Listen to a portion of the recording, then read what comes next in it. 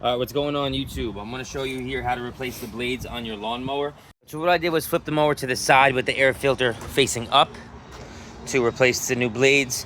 And of course, before anything, I made sure I unplugged the spark plug here.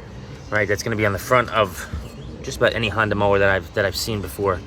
Make sure you unplug it just in case the rare instance of the blades accidentally firing up. So simply what I did is I found the right socket size with a socket wrench. Okay, this one happens to be 14.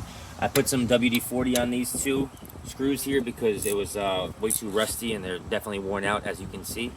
So all you have to do is find a little wooden piece here, measure it out so that way it could be wedged in properly from the base of the mower here up there. You'll find a little divot here on one of your mowers where you can kind of wedge it in perfectly, so that way when you are unscrewing these screws, the blades itself won't move.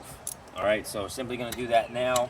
So you're going to take out either the top or the bottom, whichever one you want first. The same thing to the bottom here. All right, so this one's out, as you saw already. I'm just putting it there for show right now. This one is about to come out. I just couldn't get it out for the life of me using that socket wrench. So what I had to do was kind of bang in a bunch of times with a hammer to kind of loosen it up. I think there was a bunch of rust and gunk in this one side here. So that's what I did, and now I'm just going to work on loosening it.